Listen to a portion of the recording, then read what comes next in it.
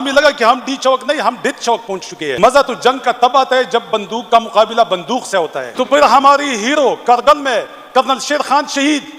اس کو Indian army salute کرتے ہیں اور ہمارے اپنی دم دبا کر بھاگ جاتی ہے۔ جب بندوق کا مقابلہ بندوق سے ہوتا ہے تو پھر بنگال میں 90,000 فوجیوں کی پتلونیں اتر جاتی ہے۔ یہ جو سمجھتے ہیں نا اسٹیبلشمنٹ کے ہم ان کو زیر کریں گے تو 5,000 سال ہماری آزادی کی تاریخ ہے اور انشاءاللہ ان کو 10,000 سال لگیں گے ہمیں غلام بنانے کے لیے۔ ہمیں امریکہ جیسی سپر پاور نے زیر نہیں کیا تو یہ کیا وقت کی یزید ہمیں زیر کریں گی؟ چونکہ میں چشمدیدہ گواہ ہوں، اللہ کو حاضر ناظر جان کر میں یہ اقرار کرتا ہوں کہ میں ایک لفظ بھی اگر جھوٹ بولوں تو اللہ پاک مجھے 1 سیکنڈ بھی اور زندگی نہ دے۔ ہمارے لیڈر اور ہماری چیئرمین عمران خان صاحب نے ہمیں پرامن احتجاج کی کال دی۔ 26 نمبر چنگی پہ پہنچے جہاں سے اسلام آباد شروع ہوتا ہے، تو ہمیں یہ پتہ نہیں تھا کہ ہم اسلام آباد پہنچے ہیں، ہمیں ایسا لگا کہ ہم یزید آباد پہنچے ہیں۔ جناب اسپیکر صاحب، جب وہاں پہ ہمارے لوگوں اور ہمارے کارکنوں کے خلاف اندھادھند فائرنگ، اسٹریٹ فائرنگ، آنسو گیس کی شل برسائی گئی، لیکن ہمارا احتجاج پرامن تھا، ہم آگے بڑھے۔ جب ہم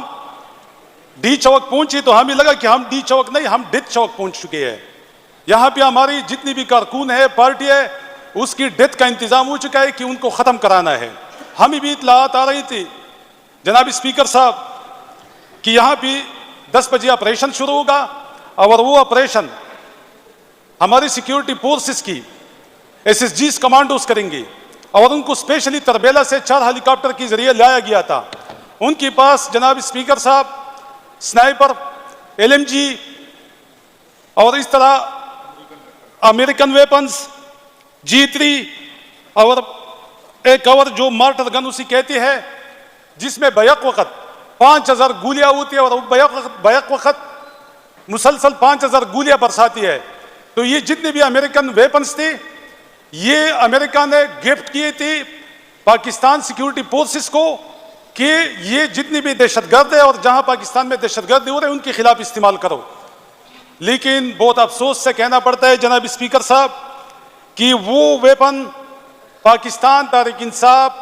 کی کارکنوں کے خلاف استعمال ہوئی، اور یہ ڈکی چھپی بات نہیں ہے جناب اسپیکر صاحب، یہ آن دی ریکارڈ سب چیزیں ہے۔ میں جناب اسپیکر صاحب، میں نے کل آپ کو بتایا کہ 8:15 پہ میں عشاء کی نماز پڑھ رہا تھا اور میں خود امامت کر رہا تھا۔ فائرنگ شروع ہو گئی اور اس کے ساتھ آنسو گیس کی شل برسائی گئی۔ جناب اسپیکر صاحب، جب میں نے سلام پھیرا تو لوگوں نے شور مچایا کہ ایک نمازی کو گولی لگی ہے، اور اس نمازی کو جب میں دعا پڑھ رہا تھا تو اس نمازی کو اٹھا کر موٹر سائیکل پہ لے جایا گیا۔ میں نے پہلے حلف اٹھایا کہ میں جھوٹ نہیں بولوں گا، تو اس لیے میں یہ نہیں کہہ سکتا جناب اسپیکر صاحب کہ وہ بندہ شہید ہو چکا ہے یا ابھی تک ہاسپٹل میں زیر علاج ہے، لیکن میں نے چونکہ حلف لیا تھا کہ جھوٹ نہیں بولوں گا۔ تو جناب اسپیکر صاحب، وہ منظر دیکھنے والا منظر تھا کہ جیسے ہم کسی دشمن ملک کی سرحد پار کر کے آئے ہیں۔ لیکن جناب اسپیکر صاحب، چونکہ میں نے آپ کو پہلے بتایا کہ ہم نہتی تھی، ہمارے پاس کوئی ہتھیار نہیں تھا، اس لیے جناب اسپیکر صاحب ہم اس طرح بھی یار و مددگار وہاں پہ کھڑے تھے اور ہمارے لوگوں کو گولیاں لگ رہی تھی اور ہمارے لوگ شہید بھی ہو رہے تھے اور زخمی بھی ہو رہی تھی۔ مزہ تو جنگ کا تب آتا ہے جب بندوق کا مقابلہ بندوق سے ہوتا ہے۔ جناب اسپیکر صاحب، جب بندوق کا مقابلہ بندوق سے ہوتا ہے تو پھر لاشیں گدوں پہ آتی ہے۔ جب بندوق کا مقابلہ بندوق سے ہوتا ہے جناب اسپیکر صاحب، تو پھر ہماری ہیرو کارگل میں کرنل شیر خان شہید، اس کو انڈین آرمی سلوٹ کرتے ہیں اور ہماری اپنی دم دبا کر بھاگ جاتی ہے۔ جناب اسپیکر صاحب، جب بندوق کا مقابلہ بندوق سے ہوتا ہے تو پھر بنگال میں 90,000 فوجیوں کی پتلونیں اتر جاتی ہے۔ لیکن یہ کس طرح مقابلہ تھا جناب اسپیکر صاحب کہ اپنے لوگوں کو اور اس پارٹی کے لوگوں کو جو پاکستان کی سب سے بڑی پارٹی ہے، جو پاکستان کی سالمیت کی ذمہ دار پارٹی ہے، ضامن ہے، وہ پارٹی جس کا لیڈر جیل میں 1.5 سال سے پڑا ہوا ہے، ابھی بھی وہ درس دیتا ہے کہ آپ نے ڈنڈا بھی نہیں اٹھانا، ان لوگوں پہ گولیاں برسائی جاتی ہے اور وہ بغیر بندوق کے ہوتے ہیں۔ میں پوچھنا چاہتا ہوں، یہ جو میڈیا پہ لوگ بکا ہوا میڈیا پہ لوگ بولتے ہیں کہ یہ باغ آئی ہے، میں ان سے پوچھنا چاہتا ہوں کہ ایک غلیل سے میں ان سب کو بگاؤں گا، لیکن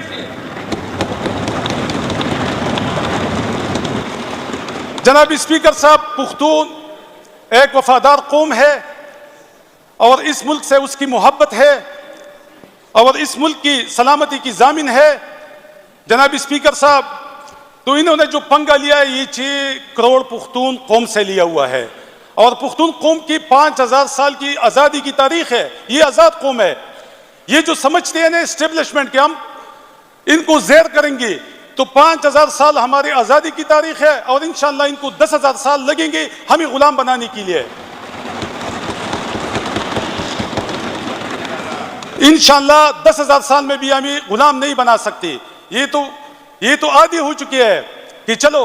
ہمیں تو روس جیسی سپر پاور نے بھی زیر نہیں کیا پختون قوم کو، ہمیں امریکہ جیسی سپر پاور نے زیر نہیں کیا، تو یہ کیا وقت کی یزید ہمیں زیر کریں گی؟ ہاں جی، یہ تھے جناب بات جو ہو رہی تھی کے پی کے اسمبلی میں، اتنے دھڑلے سے یہ بات کر رہے تھے اور خود اپنی آپ بیتی بیان کر رہے تھے کہ اس وقت یہ وہاں پہ امامت کر رہے تھے، نماز پڑھا رہے تھے لوگوں کی، کہ وہاں پہ ایک ان کے مقتدی کو گولی لگی اور اس کو موٹر سائیکل پہ رکھ کے لے جایا گیا۔ اب یہ بات جو کر رہے ہیں بندوق کا مقابلہ بندوق سے ہوگا، تو کبھی ریاستوں کا مقابلہ جو ہے نا عوام کے ساتھ ہونا اصولاً ہی غلط ہے، اور یہ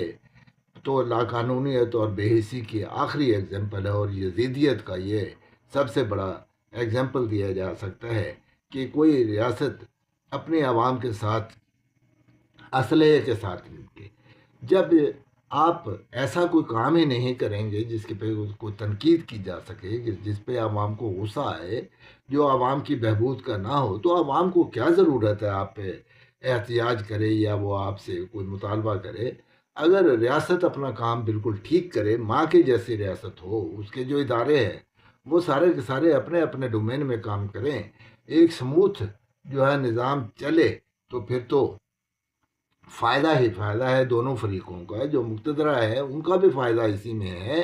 کہ ان کی بدنامی نہیں ہوگی، ان کی قوت میں کوئی کمی نہیں آئے گی۔ وہ اپنا رعب اگر ثابت کرنا چاہتے ہیں تو وہ اغیار پہ ثابت کریں، وہ دشمن کے سامنے سیسا پلائی دیوار